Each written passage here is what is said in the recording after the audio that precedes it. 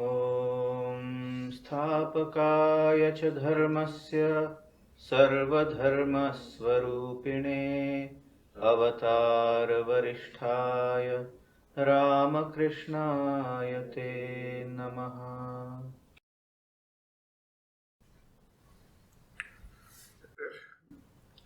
Dear friends, welcome back to the study of the Bhagavad Gita, and we were studying the 4th chapter in great detail, and we are supposed to study the 21st shloka or the 21st verse today. These few verses from the 16th to the 22nd or 23rd, 24th probably, Yes. These are the shlokas where the essence of spiritual life, its discipline, its performance is hidden. And that is why it is required that we understand the whole gamut of Sri Krishna's suggestion during this period. So it will not be out of place to again connect ourselves with the ideas that emanate from shloka number 6. Where Sri Krishna tells us that, look, Ajo api san abhyatma, bhutanam isharopi san, prakritim swam avashtabhya, sambhavami atma mayaya, prakritim swam adhishtaya, sambhavami atma mayaya. This is the starting point. What is the starting point? Sri Krishna, who appears to be a human, who is born to his parents, Vasudeva and Devaki, he is now proclaiming to Arjuna, through Arjuna to all of us, the readers of the Gita, till the end of world civilization. What does he say? I am birthless, I am immutable, I am absolute. Ajaha, birthless, abhyaya atma, that is, I am immutable in nature, and I am the ruler of the whole universe. That is, Nirguna, Nirakara, Nirvikalpa, Brahma. At the same time, Saguna, Sakara, Parameshwara, Ishvara. That is it. That is what I am. And I create myself by my own will, taking help of that concept of Maya. And Atma Mayaya Sambhavami. I create myself. Why? For the betterment of my children. Good enough, that is what he says. But it is up to him to tell us how to benefit ourselves from his arrival. Life is an unending chain of experiences. That is how Swami Sridharananda ji explains a cardinal truth of spiritual life. What is that? Life flows. And what does it flow through?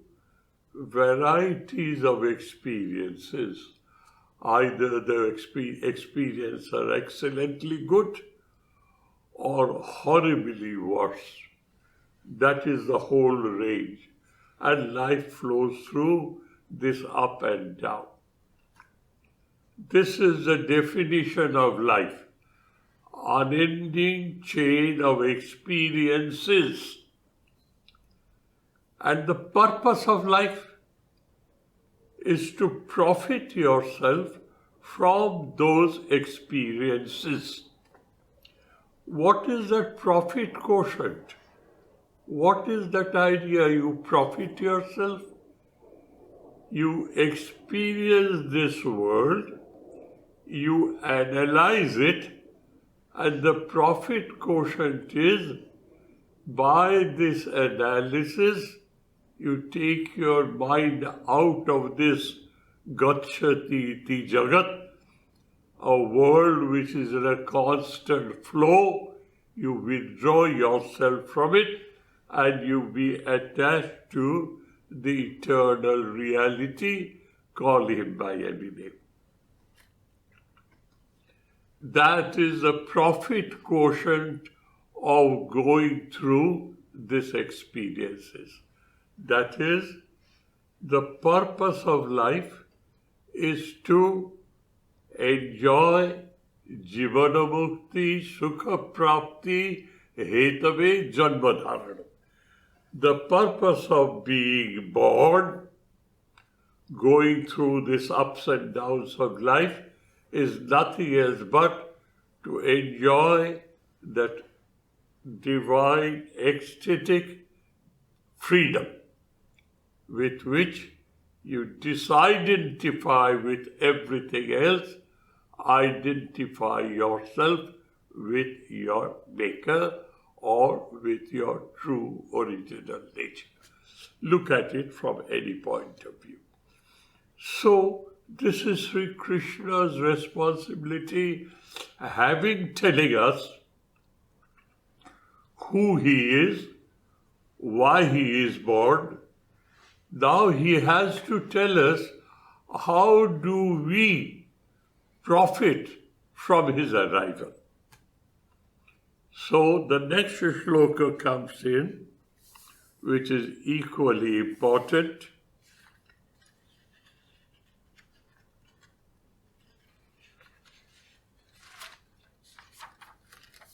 He says, Janma karma chame divyam. After a few shlokas, which are, I would say, not that important for our discussion today. Janma karma chame divyam. Yaha evam beti tattatah. Shloka number 9. Tvakta deham punarajanama naeti. Mam eti sa Arjuna. Hey Arjuna, and through Arjuna to all of us, listen carefully. This birth of mine, this flow of life of mine, withdrawing myself from this scene, this total activity in human form, is divyam. Divyam means effulgent dhyotanaban, where there is no darkness, there is no area which is unseen, no area which is not known, not understandable. There is nothing hazy about it. It's as bright as daylight, as bright as the sun. Source of all brightness.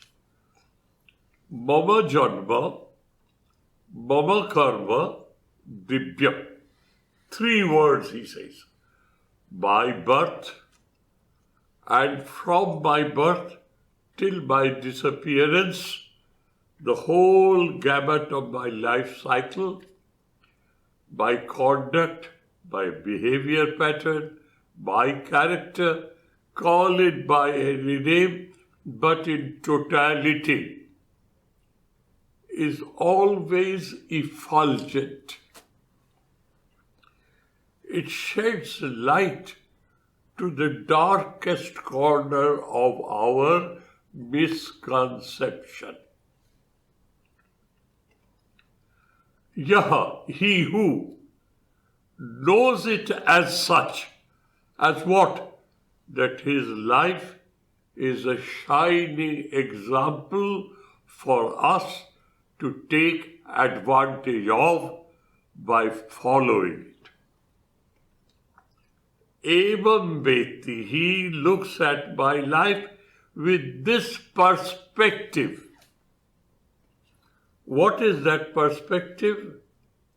I am facing a problem of my life. How would he have faced it?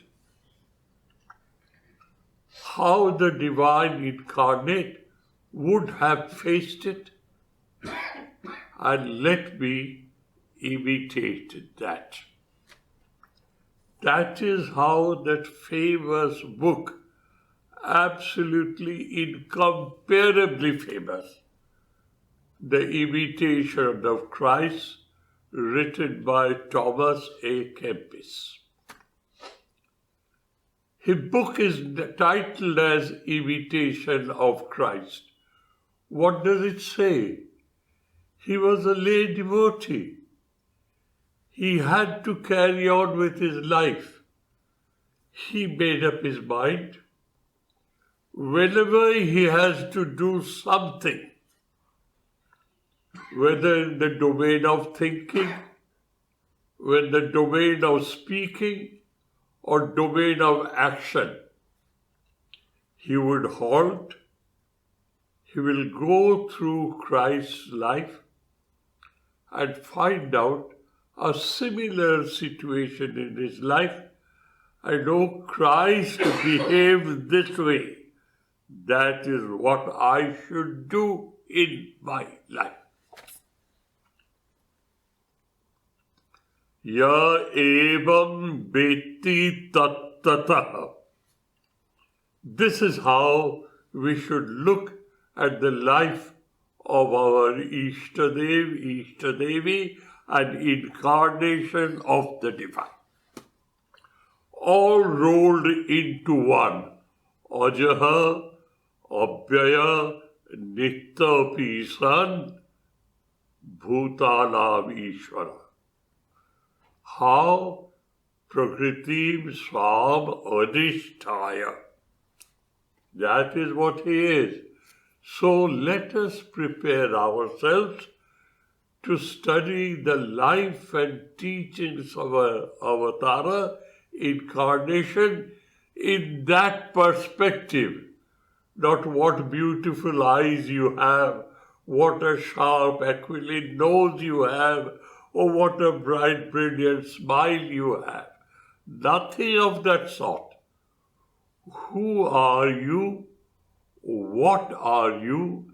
And how are you manifesting this in a worldly manner? He who makes an attempt to know this thoroughly, properly, and experiences it, he is no more under the cycle of birth and death. He is one with me. He comes to me, he merges with me. That is what happens to him. That's what God says. Ya evam beti tattatah. He who knows me in essence, in reality, not my idiotic understanding of what he is. I should educate myself. I should change my perspective according to this. So, having said so, ja evam beti tattatah. I'm sorry. Ya evam beti tattatah. It is for him to tell us how to develop that attitude, that perspective, that understanding. It's good to say you must understand it this way. You leave me in the dark. I have to understand it that way. Good enough. How? You don't say anything about it.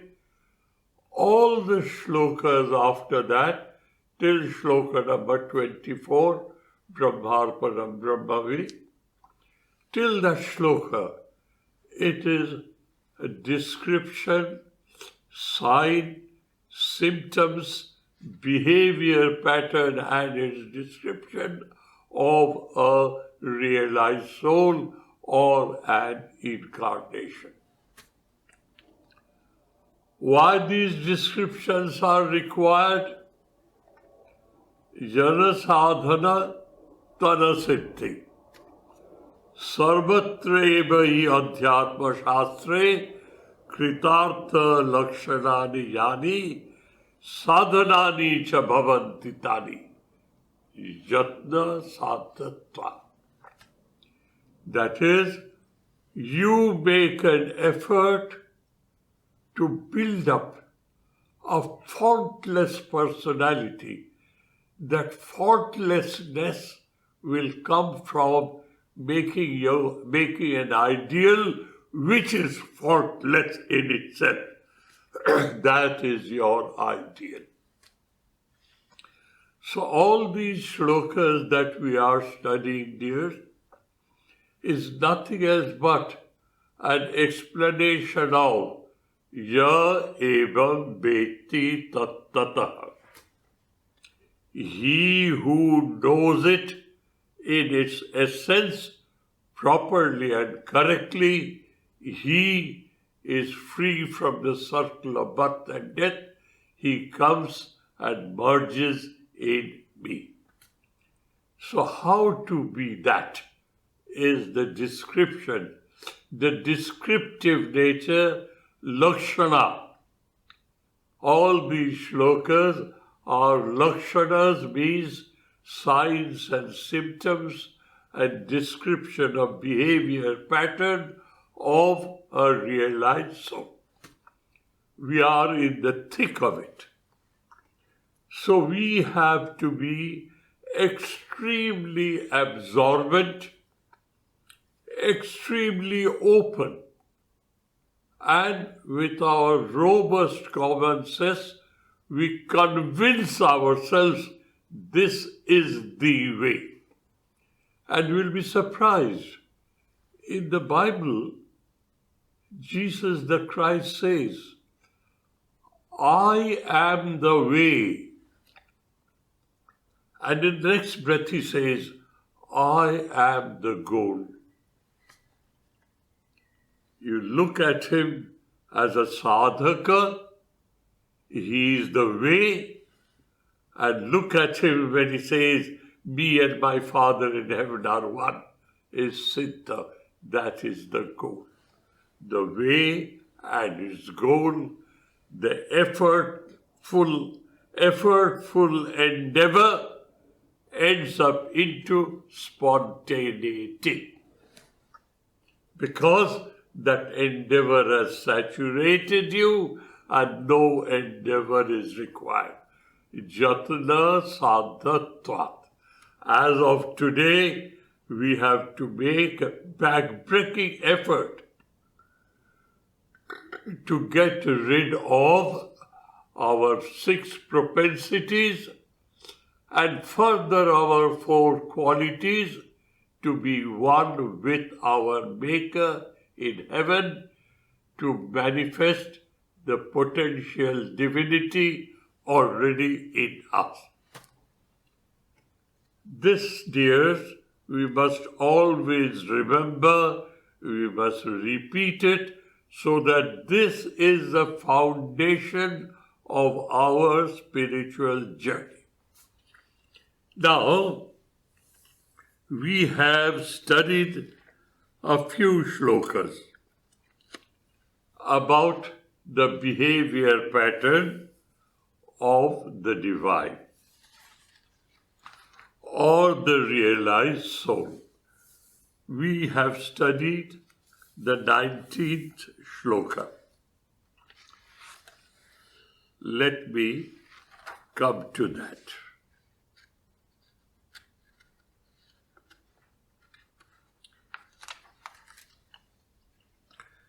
The 19th shloka says, Jassa sarve samarambha kama sankalpa varjita jnanagni dagdha karmanam tamahu panditam buddha. What does it say? A person, anyone amongst the human society, a person, jasya, whose, sarve, all, samarambha, planned activity, or a person whose flow of life is kama sankalpa varjita. A person whose flow of life, as of such as we are constituted today, is based on desire and determination. I am doing this for this result, for this purpose, and I must have it. Kama sankalpa varjita. A person has to make a tremendous effort to get this habit of his. And this habit has not formed yesterday or day before yesterday.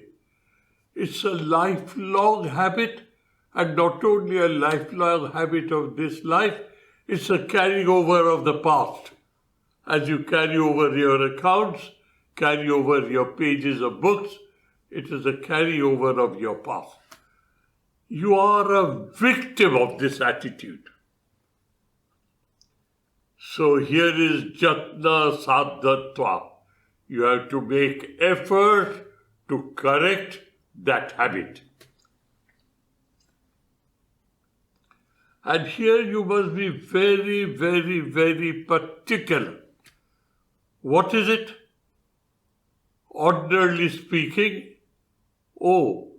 I should have no desire. I should have no sankalpa, no purpose. I can't work then.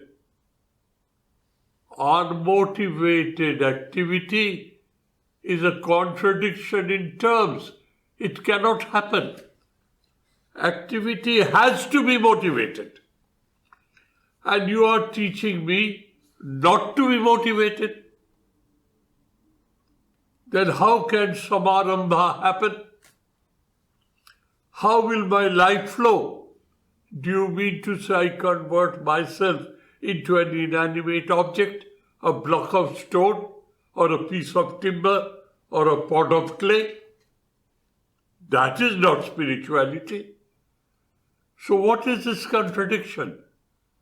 The contradiction has to be understood from spiritual background, philosophical background, which will convince your robust common sense. Now, be very attentive, and this is from the scriptures. What do the scriptures say?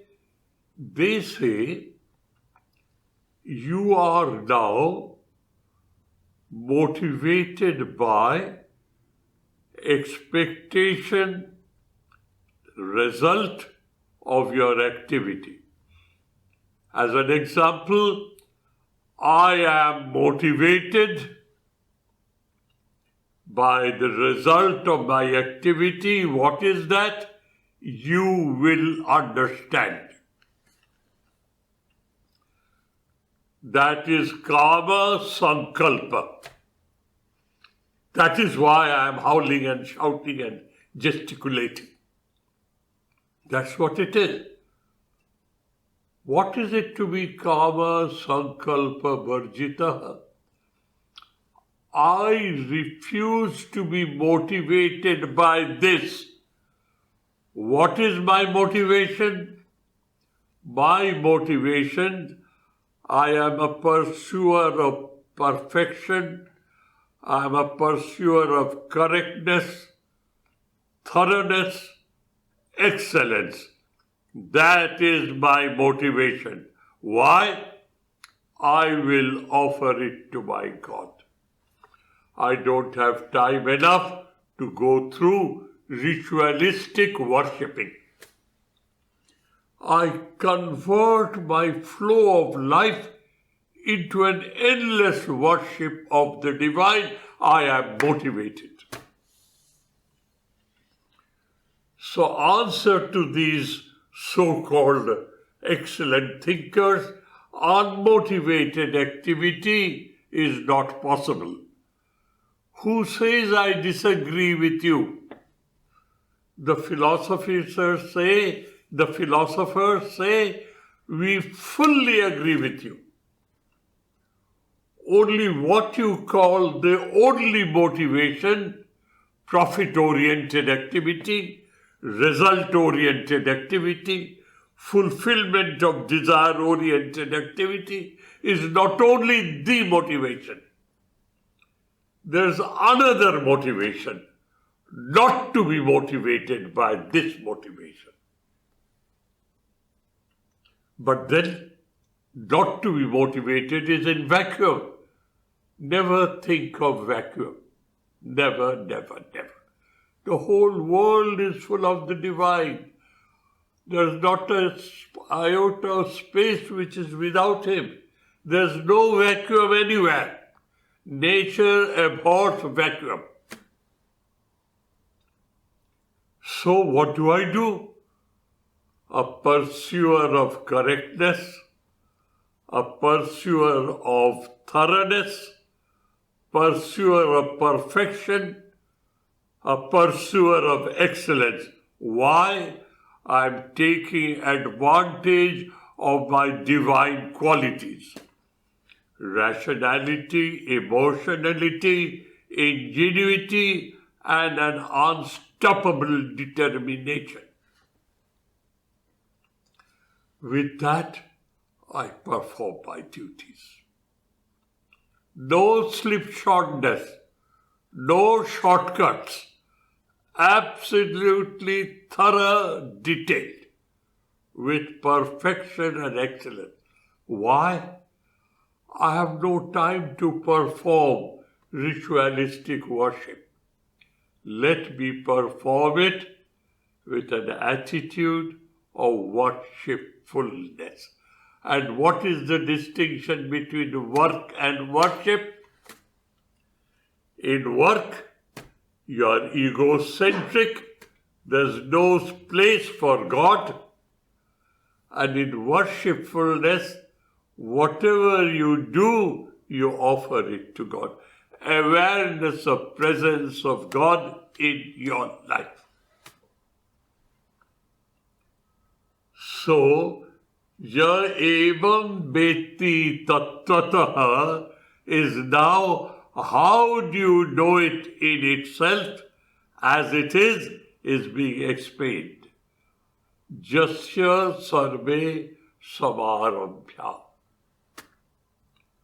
All his performance, kama sankalpa varjita. How could that be? Jnana roop agni dagdha karmanam. I have understood. It is an eternal chain of ups and downs. Life is nothing else but an eternal flow of diversities. I have understood that, and I refuse to be a victim of that. Kamagni dagdha karmanam.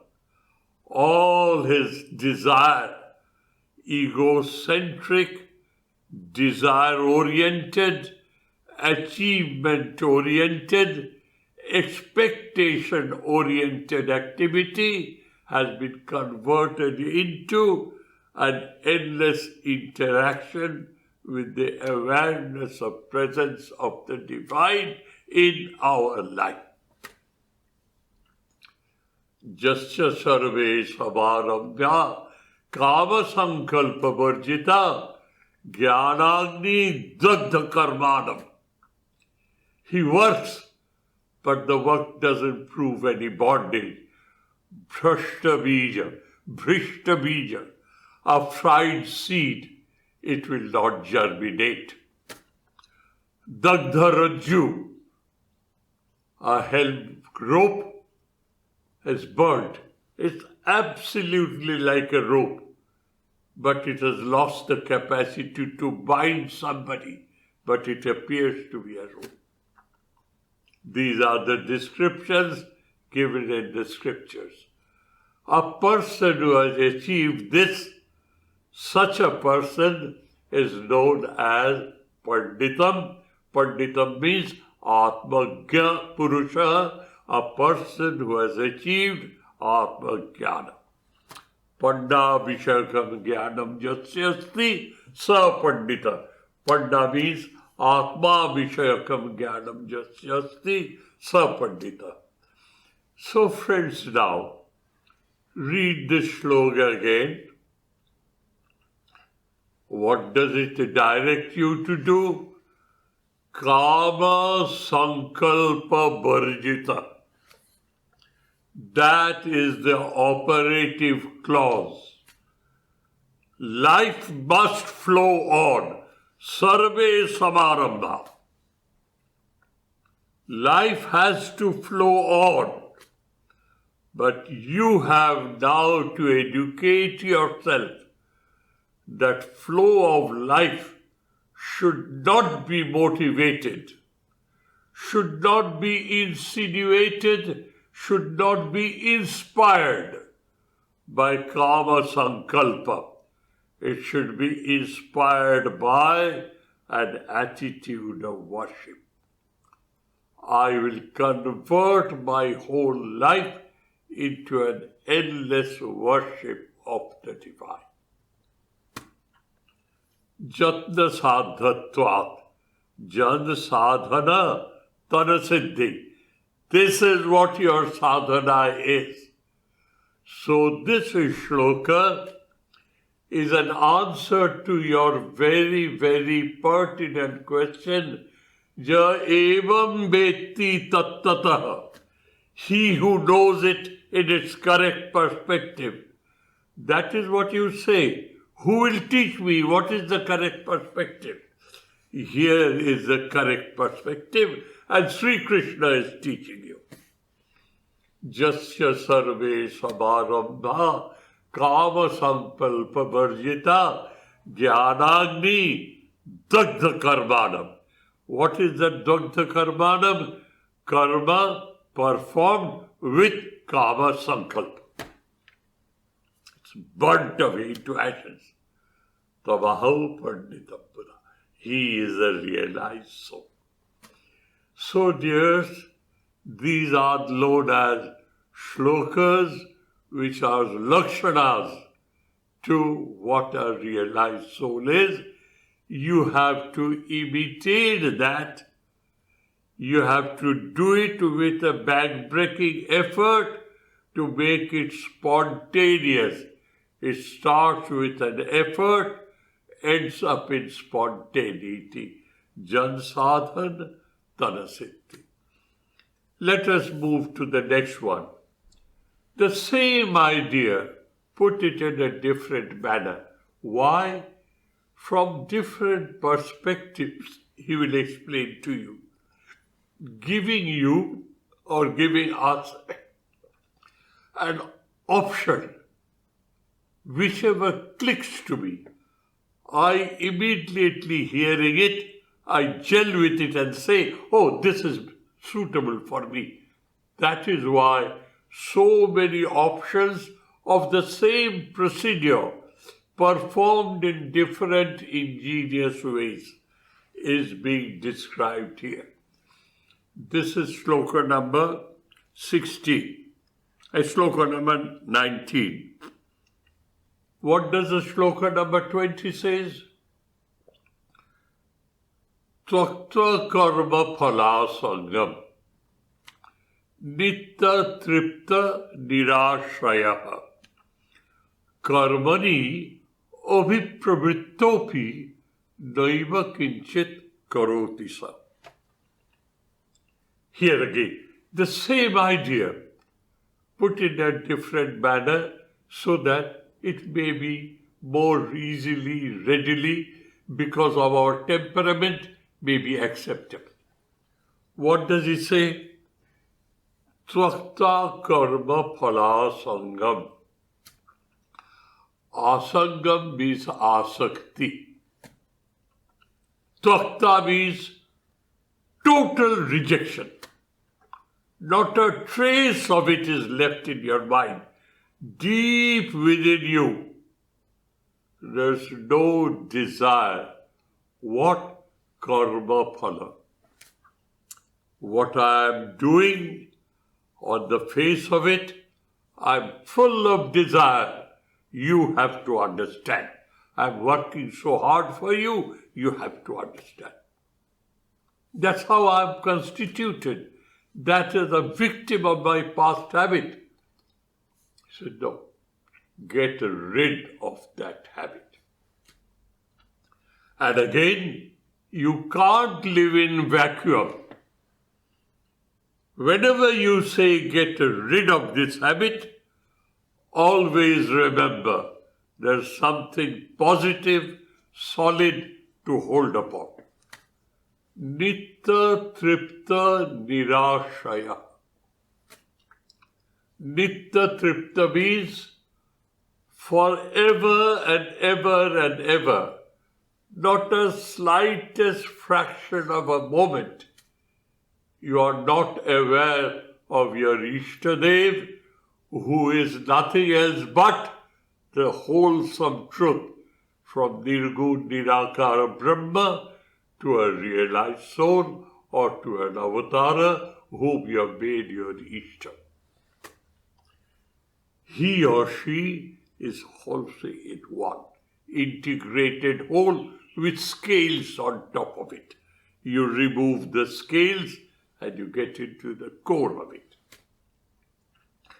Nitya tripta means you don't live in vacuum. We don't say it is not, we never say it is possible to grow spiritually in a vacuous state. Never. Fill up yourself with the wine of God. That's what Christ says.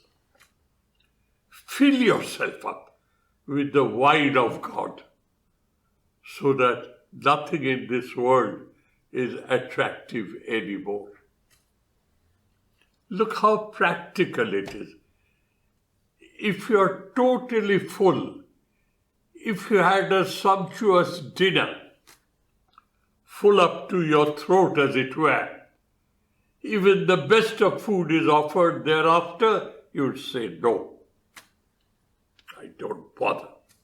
I am full. Nitya tripta. Nitya means eternal reality. I am full of the awareness of presence of the divine, the eternal reality in me, who sits in me, my Ishtadev. Nitya tripta, and because you are nitya tripta, you expect no other shelter. Nirashaya. You need nothing else in this world. You are absolutely free. You are absolutely unattached. What does it say? Karma phala asangam. This is the operative clause. You have to try to be nirashakta of karma phala. How do we do it? Your asakti should go to God, not to anything else. As simple as that. And that your asakti goes to God is being said by the word nitya tripta. Sorry. Tvakta karma phalasangam nitya tripta nirashrayah karmani abhipravrittopi. I see Sri Ramakrishna, the present day incarnation, leaves Dakshinesha at 6 o'clock in the morning on a hackney carriage, a box-like cart drawn by horses, leaves Dakshineshwar at 6 o'clock in the morning, goes to devotee's place, to devotee's place, to devotee's place, comes back dead tired at 1 o'clock at morning. For days together. He is an avatara. What is the purpose of all that hard work? He does not need to. He is doing that hard work, according to our view, for our betterment. But he is not informed. He knows who he is. But his body, his antakarana, and his all deha indriya sanghata, that is the body, the indriyas, the mind, all put together, appears to be madly active, active like an insane. That is what I see. But he himself, he knows, naiva kinchit karoviti jukta manyeta tattavit. A tattavit purusha, he who has known his true original nature, he is always attached to that idea. I do nothing. This body and all the mechanisms put together, they carry on. I do nothing. This is the attitude, and mind you, we have to, through a devoted, dedicated, determined discipline, educate ourselves to be so. Jatna sadhatva. We have to break our backs to reach that goal. This is what it is. We have read these, but more you read, more ideas come out of it. Why? Because you are growing along with the wisdom that is emanating from the shloka. And ultimate goal is you merge with that wisdom that has emanated from the shloka, and you be one with that idea. Till you are there, you have to make effort. Jan sadhana, tadasya. You have to make an effort. What is the other effort that you have to do? Nirashi. This is what we have to study today. Nirashi. Jata chitta atma. Use the word separately. Nirashi is one. Jata chitta atma is two. Takta sarva parigraha is three. Shariram kevalam karma kurvan na aploti kilvisha. This is how you have to break it up. Nirashi. Let us first get into word-to-word meaning. Ashi is desire. Nirashi. Be desireless. How to be that? Not in vacuum. You fill yourself with the desire of achieving the goal. the desire of being one with my Maker, desire of being one with God, desire of potentially manifesting the divinity within us. This is the desire. So, this desire slowly and slowly fills me up, and then there's no desire left of anything. I have no space in me. I'm full. Purnatvat. I have become full. Therefore, because of my fullness of the heart, belonging to God, I have no space for anything else. That is, performance-wise, as far as you have to do and perform, it is not that I would desire this, I would desire this, I would. That is partially required to discipline yourself. But I desire that goal, to be one with my Ishtadeva. That grows. The growth of that is dependent on lesser growth of the other. The worldly desires and the desire of this. This grows down, this grows up.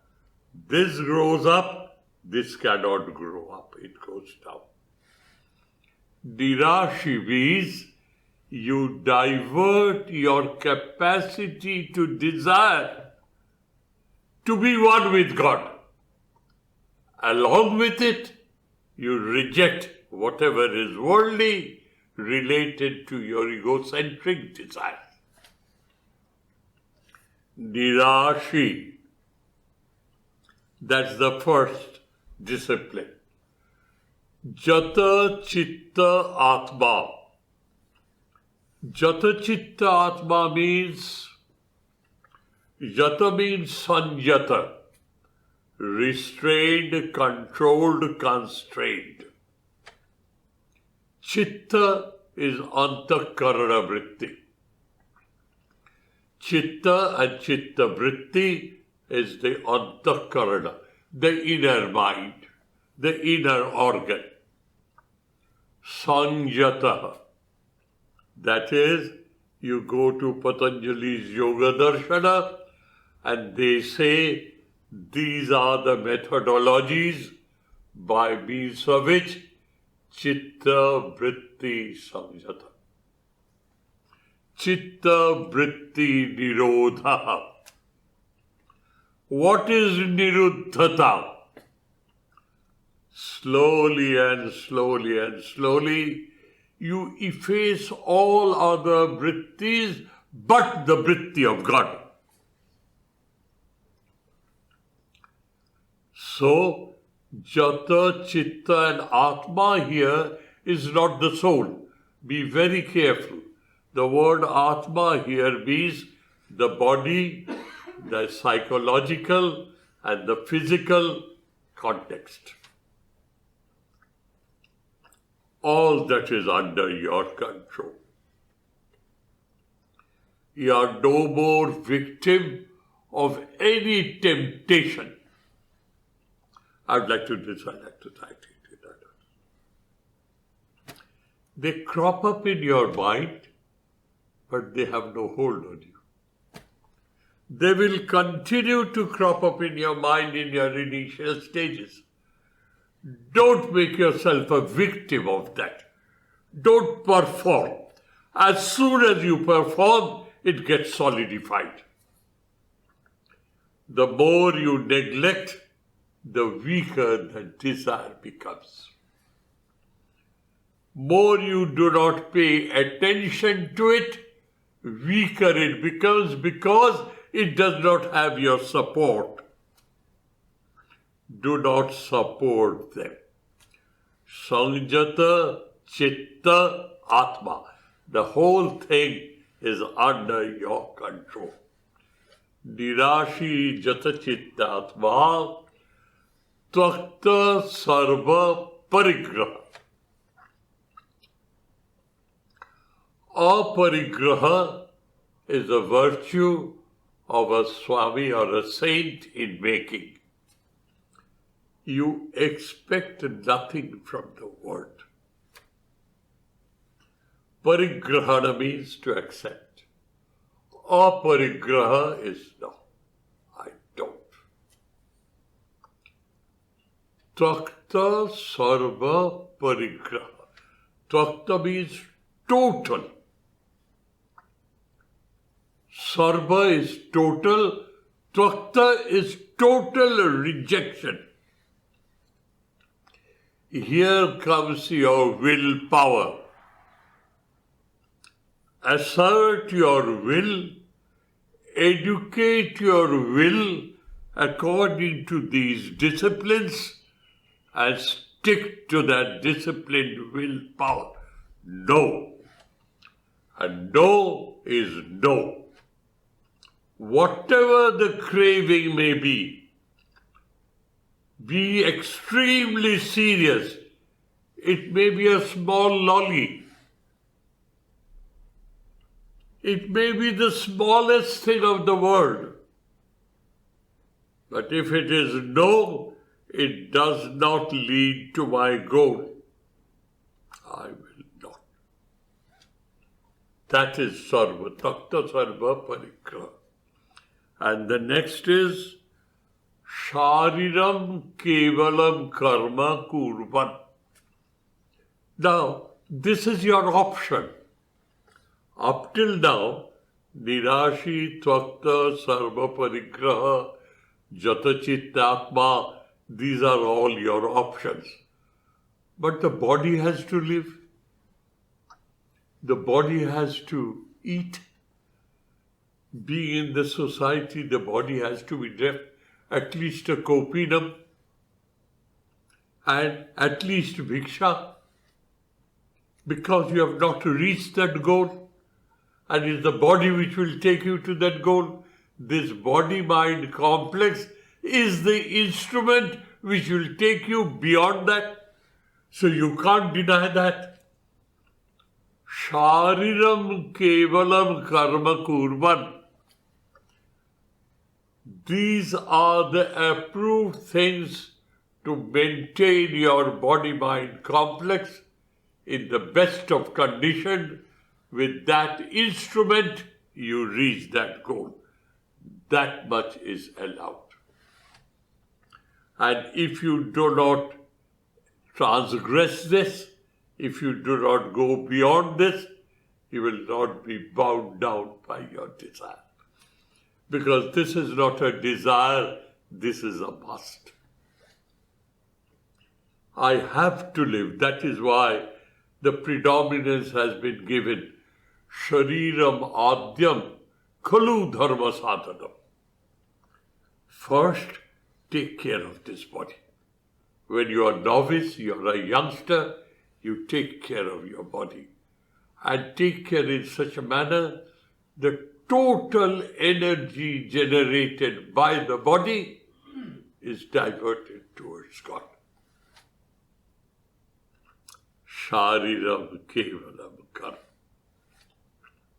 If you can do that, karma bandham prahasyasi, you will get rid of karma and karma bandhana, because you are totally detached from expectation. So let me read it once again. Nirashir jatachityatma, nirashi sanjata chitta atma. Here atma means, don't make a mistake, don't say the soul. Here atma means the psychophysical body. This body-mind complex. It is under your control and discipline. Tvakta sarva parigraha. All that the world offers you, you have got rid of it. Tvakta sarva parigraha. Shariram kevalam karma kurvan. You do it to keep the body only to that extent that that instrument becomes a perfect instrument to reach that goal. That much is permissible. That will not create a bondage because you are doing for that purpose, not for your egocentric hobbies. So, dears, this is 19th. This is the 21st shloka which we study today. The next shloka is 22nd. It is also another lakshana of a realized soul. Jadrichala vasantushta dandhatita vimatsara samasiddha asiddhaucha kritvapina nibantate. We will meet that, we will read that in our next class. Thank you, dears. Thank you ever so much. ॐ शान्तिः शान्तिः शान्तिः हरिः ॐ तत्सत् श्रीरामकृष्णार्पणमस्तु।